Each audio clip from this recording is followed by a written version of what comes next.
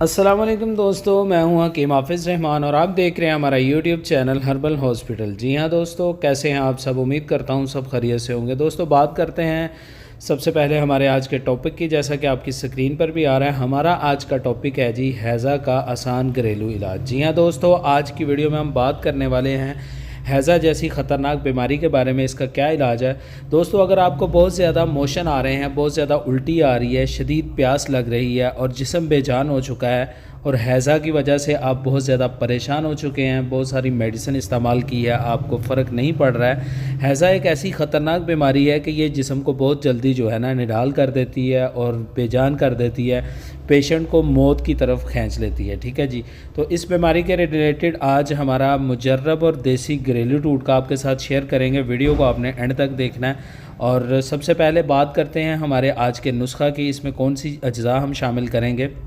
दोस्तों राई सबसे पहले आपने 30 ग्राम ले लेनी है। इसके बाद दूसरी चीज़ इसमें आपने इस्तेमाल करनी है सुर्ख मिर्च। आपने दाने बगैर यानी कि दाने निकाल कर इसको इस्तेमाल करना है, सिर्फ इसका छिलका आपने 30 ग्राम ले लेना है। इसके बाद आखिरी चीज़ जो हम इसमें इस्तेमाल करेंगे वो है जी गुड़, और ये आपको जितना पुराना मिल जाएगा उतना ही ज़्यादा बेहतर है।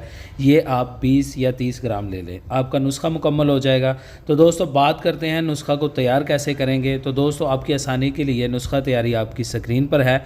दोस्तों सुर्ख मिर्च और राई को आपने लेकर अलग अलग पीस कर इनका पाउडर जैसा सफ़ूफ जो है ना आपने तैयार कर लेना है, उसको आपने छान लेना है। इसके बाद आपने इस पाउडर में गुड़ को मिलाकर अच्छी तरह मिक्स करना है।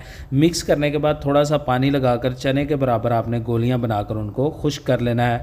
आपकी जो मेडिसिन है ये मुकम्मल तौर पर तैयार हो जाएगी। तो बात करते हैं तरीका इस्तेमाल की, इसको इस्तेमाल कैसे करेंगे। तो दोस्तों शदीद हालत में आपने ये एक गोली सुबह, एक गोली दोपहर और एक गोली जो है शाम को इस्तेमाल करनी है और मुंह में डालकर इसको आपने चबा कर ऊपर से पानी पी लेना है।